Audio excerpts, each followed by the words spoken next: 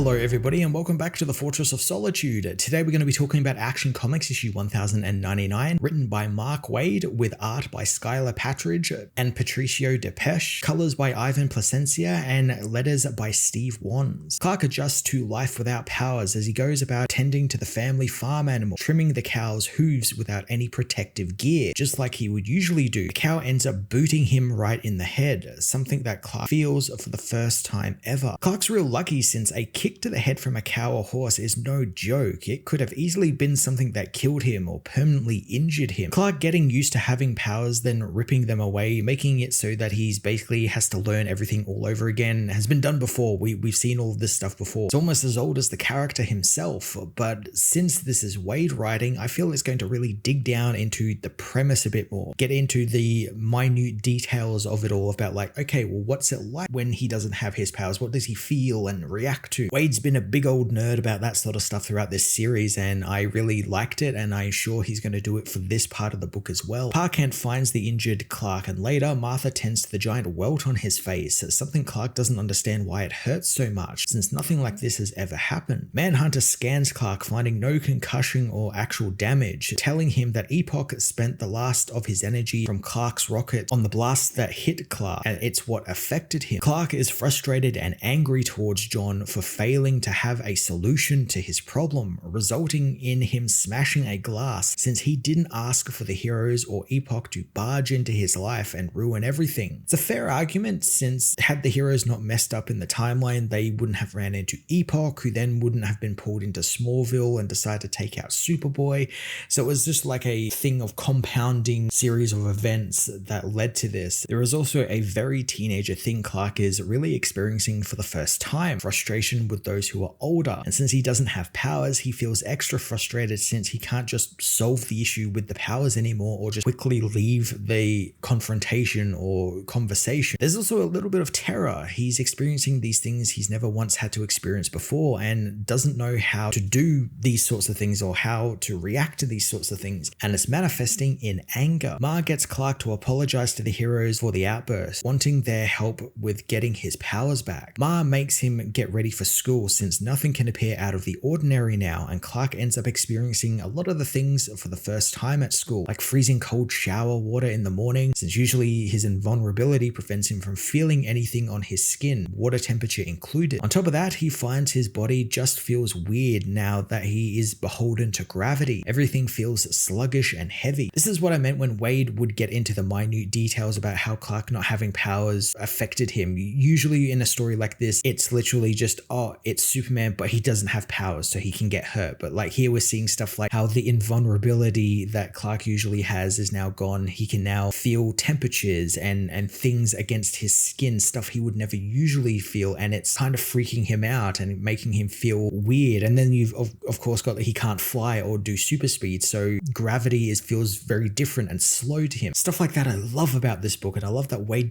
goes into those details. He begins to find out having no powers has actually made him more alien than he was before, and Lana comes to find Clark crying under a tree, wanting to invite Clark to a party at her place to celebrate her father's new book, really wanting Clark there while also subtly hinting that Mary isn't allowed to come either. There is a small, really neat moment where Clark is touched on the arm by Lana, and for the first time ever, like the shower, he actually feels the touch and he's really happy about it. It's a nice little moment that he gets to experience that for the first time. Lana meanwhile heads home and finds no one is there, and she finds a copy of her father's book, which is called A Town Called Smallville, and when she reads a few pages of it, she's quite shocked at what she finds, something we don't actually get to see, but I imagine it's some big thing to do with her father, who was seemingly very suspicious of Clark, which makes me think maybe he's figured out that Clark is really Superboy, and maybe the book reveals it and Smallville's complacency in housing a superhero in their community. I don't really know what else it could be unless there's a story that Waid has not yet started, and we're going to see that in the next big giant-sized issue 1100. Meanwhile, Epoch has raided Star Labs for materials to repair his armor, but the materials are lacking and the technology of the time is primitive. Still, Epoch manages to upgrade his suit enough to confront Superboy and the heroes again. His suit signals that something is wrong with his time readings, but he quickly puts it to the back of his mind to focus on killing the heroes and ridding the timeline of them. It's about time we got to spend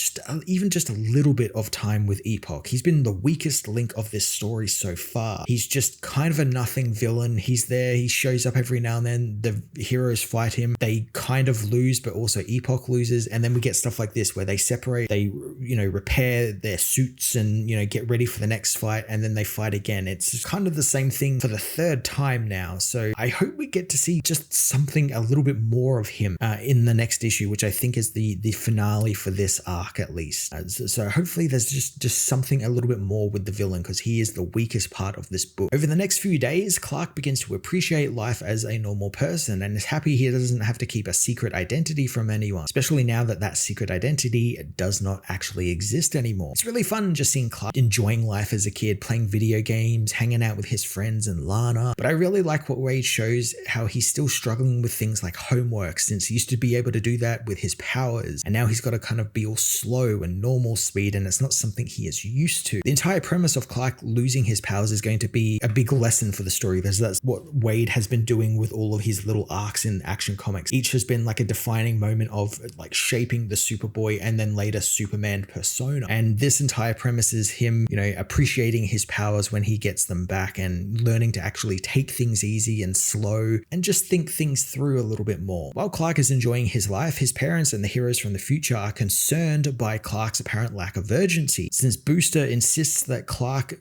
try everything to try and figure out his powers, since he becomes a very influential hero in the future. And without Superman to stop Darkseid, the world might end. Clark waves it off, knowing that it will probably still happen and things will work out, when suddenly Mary completely disappears from reality. Clark freaks out, asking anyone if they saw what happened to her, but the other heroes have no idea who Mary Marvel is. I was kind of waiting for the old Back to the Future timeline change coming, thanks to Clark beginning to change his own future, meaning DCKO didn't go the way that it was meant to, the world wasn't saved by Superman, so now heroes are starting to disappear very slowly, much like in Back to the Future where Marty's family was starting to disappear. It adds a ticking clock element to the story now. We gotta get Clark his powers back, and fast. To speed things up, Booster and Manhunter take Clark to Bruce Gordon, an expert in solar mechanics and who would later become the future host of Eclipso, because they believe that he can help Clark regain his powers with his solar-powered experiments. Gordon showing up is kind of classic Mark Waid at this point. He's been using him quite a number of times throughout his World's Finest run, making him the focal point of the Eclipso arc, and I love he keeps bringing him back and making him kind of a foil for Superman in terms of Eclipso, that is. You know, it makes sense, a being of the shadow and the moon against a being who literally gets his powers from the sun. Gordon, despite Sam Lane vouching for Superboy, isn't too pleased at the hero and his friends barging their way into his lab and disrupting his experiments, not even believing Superboy to be an actual powered being, thinking that it's just some Russian hoax to get these people he views as strangers into his lab. Clark can see Booster and Manhunter thinking about telling Gordon their story about being from the future and who Superboy will become, believing that time is broken enough that it might just work. But Clark steps in, understanding Dr. Gordon's skepticism, but he shows the scientists some Daily Planet articles about how Superboy saved some firefighters and various other people. The scientist looks over the articles and begins to believe Superboy, but he still wants to keep his work to himself. Clark asks why Dr. Gordon does what he does, learning that people shouldn't be paying the outrageous prices for fuel and energy that they are, and he wants his solar energy to work so it'll be a cheaper and more accessible fuel alternative for the world. I really like this. This feels like such a Superman thing to do. Clark actually being interested in Dr. Gordon's work and wanting to know why he does what he does. He's probably the first person to actually ask Dr. Gordon what he does for work and be interested in and make him feel seen. And stuff like that goes a long way to making people trust you and like you, and that's something that Superman wants to do. Superboy knows that he does what he does to benefit the world too, but without his powers he feels lost, and without that joy he gets when he helps someone or prevents a crime from happening. Clark implores Dr. Gordon to help him help others, and Gordon agrees, strapping Superboy to a device that will bombard his body with concentrated yellow sunlight, purging what is left of the red sun radiation that Epoch left in his system. Suddenly, Epoch arrives, blasting apart the device and injuring Gordon in the process. Booster and Manhunter attack the villain as Gordon manages to unstrap Superboy from the machine, who apologizes for getting the Doctor injured. The heroes fight Epoch,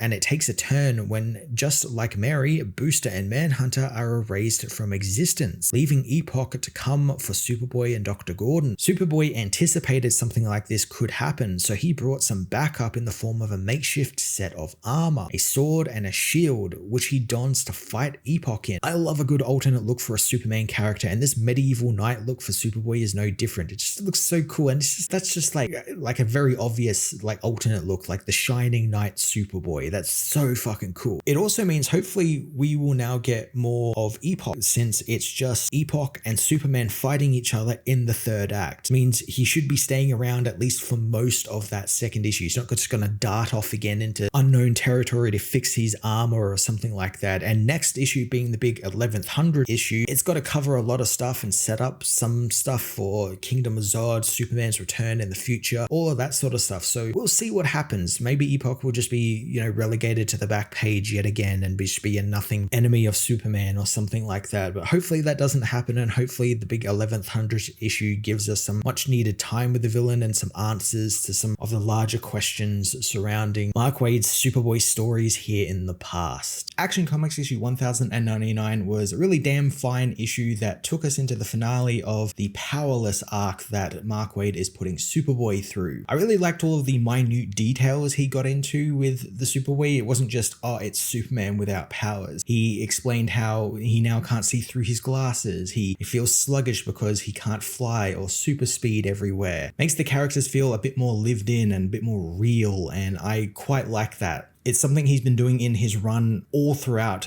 his time on the book, and it's something that just makes the book feel just so much better for it. It's just that extra little bit that, of course, Mark Waid would have thought about when he's thought about, oh, how do Clark's powers work? How's the origin work? And all of that sort of stuff. Fantastic. Only downside is I didn't particularly like the villain. Epoch continues to be a very thin threat for the superheroes to deal with. He's just more there just to give them, you know, some sort of premise to deal with. In this case, Superboy without superpowers. He hasn't really interacted all that much with anyone else besides himself, and I'm really hoping in the finale we get a little bit more about him, or just something else of worth of the character as we head into the 1100th issue of Action Comics. Cannot wait for that issue in a couple of weeks. It's going to be fantastic, and I can't wait to see what Mark Waid does next. I'm going to give this issue an 8 out of 10.